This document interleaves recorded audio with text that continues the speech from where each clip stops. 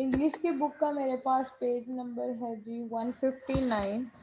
मैंने इसकी slide prepare की हुई थी एक अदर, रुक जाओ ज़रा, ये थी जी स्लाइड आपकी। Opening of a bank account में सबसे पहला प्रोसीजर जो हमने पढ़ने हैं जी वो है सिलेक्शन ऑफ बैंक और ब्रांच कौन सी है जी। सबसे पहला पॉइंट तो ये आता है कि अगर आपने बैंक अकाउंट ओपन करना है या खाता खोलना है तो आप ये देखेंगे जी कि सबसे पहले आपने किस बैंक में अकाउंट ओपन करना है। अब इसके लिए दो चॉइसेस हैं जी, या तो वो वाला बैंक लें जो आपको अच्छा लगता है या वो लें जो आपके लिए कन्वीनियंट है। ठीक है जी, मेरे एरिया में अगर एमसीबी का बैंक है तो मेरे लिए वही सूटेबल है। और दूसरी बड़ी बात कि कौन सी ब्रांच होनी चाहिए। यहाँ मैंने पहले भी बताया हुआ जी कि एक शख्स है वो रिहायशी तो है फैसलाबाद का या कराची का, लेकिन रिहाइश उसकी फिलवक्त तो लाहौर में है। सपोज वो काम यहाँ कर रहा है, पढ़ यहाँ रहा है, तो उसे कौन सी ब्रांच देखनी चाहिए जो फैसलाबाद या कराची में है? नहीं, उसके लिए सूटेबल बैंक और ब्रांच वो है जो उसके लिए रीचेबल है या जिसकी पहुँच उस तक है। ठीक है जी। Selection of bank and branch से मुराद ये है, उसने कहा जी कोई ऐसा बैंक देखे जो उसके लिए एरिया में नज़दीकी हो, उसका जा सकता हो, और ब्रांच भी वो वाली रखे जो उसके ऑफिस वर्क के यानी काम की जगह पे या घर रहने की रिहायशी जगह के करीब हो। सेकंड पॉइंट है जी सिलेक्शन ऑफ अकाउंट। अब सिलेक्शन ऑफ अकाउंट के लिए हमारे पास तीन चॉइसेस हैं जी, या तो आप चिल्लत खाता या करंट अकाउंट खुलवा लें, या बचत का खाता या सेविंग अकाउंट खुलवा लें, या फिक्स डिपॉजिट अकाउंट या मुआयना मुद्दत का खाता।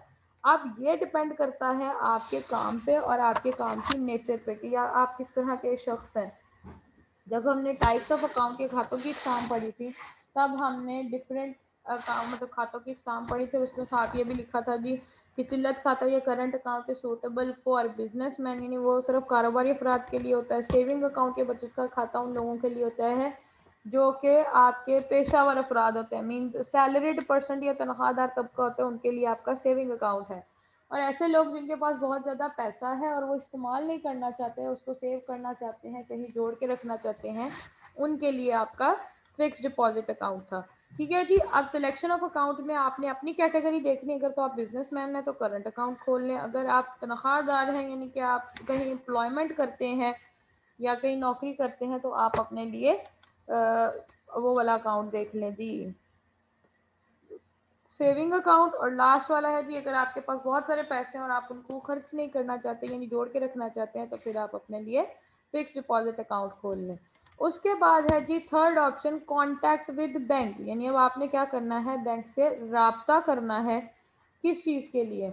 बैंक के ब्रांच जाएंगे जहां आपने अपना अकाउंट खुलवाना है, सबसे पहले उन्हें कॉल करके पूछने के लिए मुझे अकाउंट ओपन कराना है, मुझे कौन कौन सी डॉक्यूमेंट्स रिक्वायर्ड है। ये सबसे प्रोफेशनल तरीका है जी कि आप जाने से पहले उस बैंक के नंबर पर रब्ता कर लें ताकि आप लोगों को वहाँ जाके प्रॉब्लम ना हो। ठीक है जी। कांटेक्ट विद बैंक सबसे पहला तरीका है जी उसमें कि आप जाएं, वहाँ से क्या करें जी, getting a form and attaching the documents. आपने क्या करना है जी, वहाँ जाना है, एक मिनट रुकिए, ओके जी। गेटिंग अ फॉर्म हमने कहा है जी वहाँ से बैंक से रब्ता करके, पहला तो ये है जी कि आप उससे रब्ता करें कॉल पे, दूसरा ये है जी वहाँ पे डायरेक्टली बैंक में चले जाए। उसके बाद सेकंड पॉइंट है जी गेटिंग अ फॉर्म। अब क्या करना है जी, आपने अपना फॉर्म वहाँ से लेना है। वो फॉर्म कुछ इस सूरत का होगा, रुकें जी मैं आपको उसकी पिक्चर दिखाती हूँ कि आपका बैंक अकाउंट का फॉर्म कैसा होना चाहिए या कैसा होगा। ये है जी उसकी शक्ल, यहाँ शायद आप लोगों को क्लियर नज़र ना आए लेकिन ये कुछ इस तरह से होता है।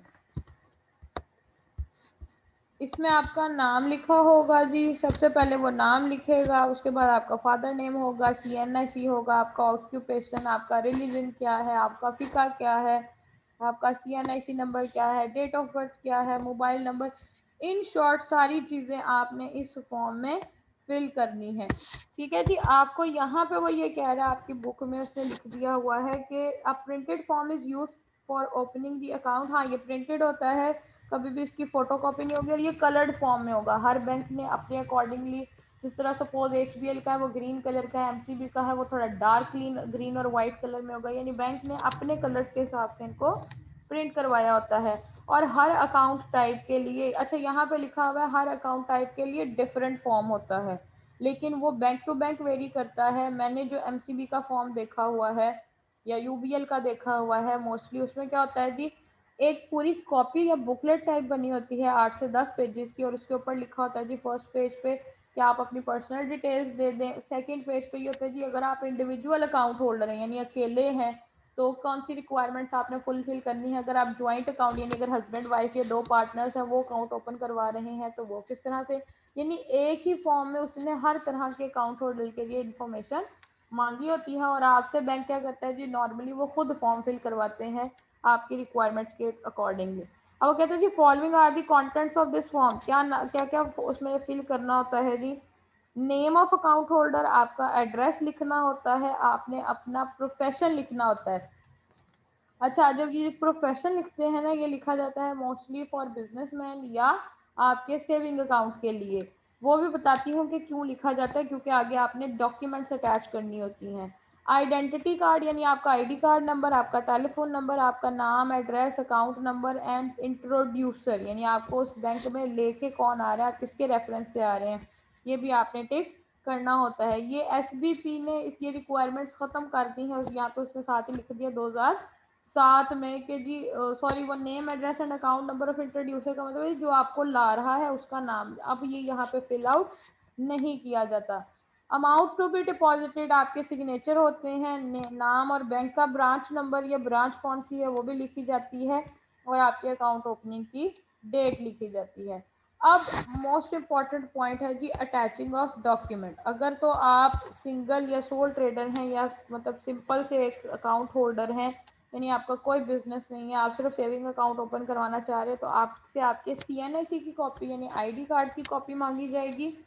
साथ ही साथ आपको क्या कहा जाता है जी कि आपके फादर या मदर की सीएनआईसी को कॉपी, ये चीज़ें यहाँ मेंशन नहीं है, ये चीज़ें पर्सनल एक्सपीरियंस से आप लोगों को आती हैं अगर कोई अकाउंट ओपन करवाने गया हो तो।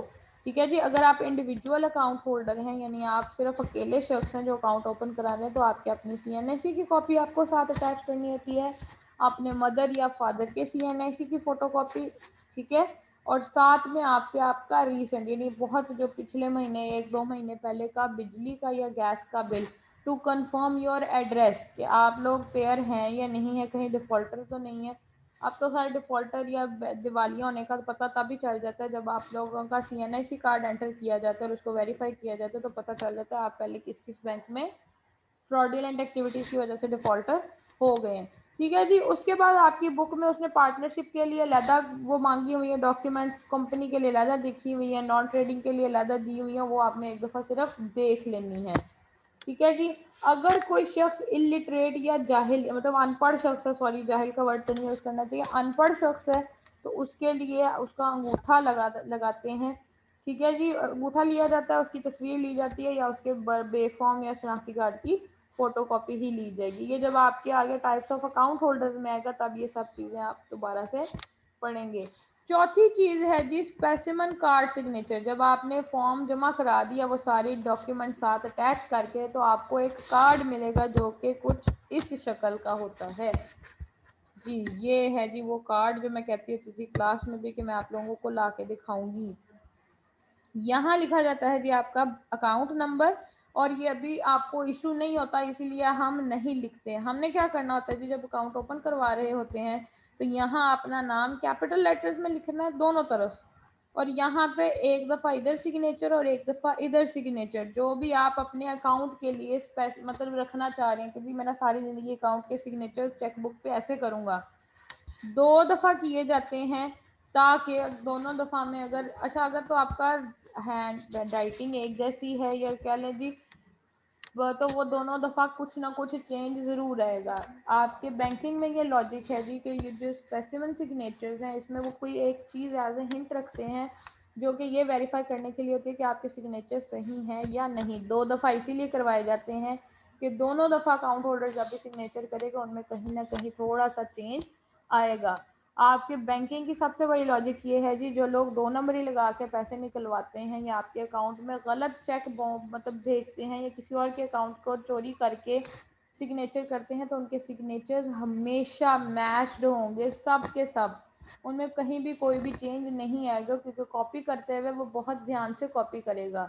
लेकिन अगर मैं अपने सिग्नेचर कर रही हूँ तो मैं अगर 10 दफ़ा भी करूँगी तो कोई ना कोई चेंज इसमें आएगा। ये है जी स्पेसिमेन कार्ड। जब आपने फॉर्म फिल करा लिया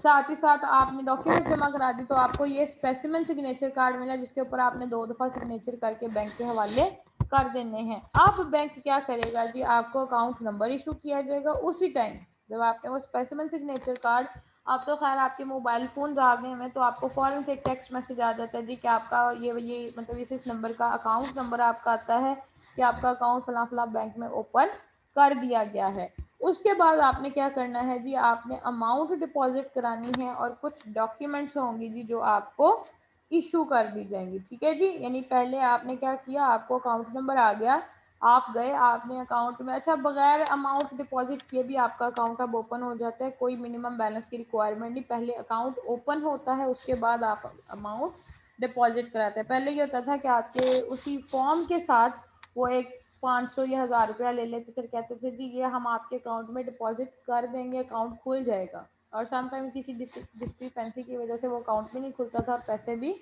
चले जाते थे। अब ये होता है जी, पहले अकाउंट ओपन होता है, फिर उसके बाद आपने 10,000 5,000 1000 500 जितना करवाना है आप उसमें डिपॉजिट करवा सकते हैं। और उसके बाद आपको डॉक्यूमेंट्स इशू की जाती हैं जी, वो कौन से हो सकते हैं जी, आपको आपकी चेकबुक मिलेगी जो कि हफ्ते 2 हफ्ते बाद आती है। पेइंग स्लिप कभी भी आपको इशू नहीं की जाती, या डिपॉजिट स्लिप वो आप जब भी जाएंगे बैंक में आपके पेपर पड़े होते हैं कुछ के, जिसने भी डिपॉजिट स्लिप पे जमा कराने हैं पैसे वो यहीं पे फिलअप करके दे दे। आपको सबसे ज़रूरी जो डॉक्यूमेंट इशू की जाएगी जी वो 2 होंगी, एक तो आपका एटीएम कार्ड ऑन रिक्वायरमेंट, अगर आपने मांगा है तो आपको इशू किया जाएगा, अदरवाइज नहीं, और दूसरी चेकबुक तो आपको दी ही दी जाएगी। जी यहाँ तक के लेक्चर में आज किसी को कोई प्रॉब्लम, आज मेरे ख्याल से इतना काफ़ी है क्योंकि आप लोगों ने इसको खुद से पढ़ के सारे का सारा, मतलब मैंने तो सिर्फ हेडिंग्स को एक्सप्लेन किया है, आपने इसके अंदर के पॉइंट्स भी एक दफ़ा सारे पढ़ने हैं। मैंने कहा लॉन्ग क्वेश्चन के लिए ये इम्पोर्टेंट नहीं है क्योंकि हमें पेपर में ये लॉन्ग क्वेश्चन नहीं आना, लेकिन हमने ये सारी चीज़ें एमसीक्यूज और ऑब्जेक्टिव के पर्पज़ के लिए ज़रूर याद रखनी है कि पार्टनरशिप बिजनेस के लिए कौन सी डॉक्यूमेंट्स चाहिए या अटैच करनी पड़ती हैं, सिंगल या सोल ट्रेडर के लिए कौन सी करनी है, नॉन ट्रेडिंग ऑर्गेनाइजेशन के लिए और पार्टनरशिप के लिए, ये सब चीज़ें आप लोग खुद करेंगे याद। ठीक है जी, यहाँ तक कोई मसला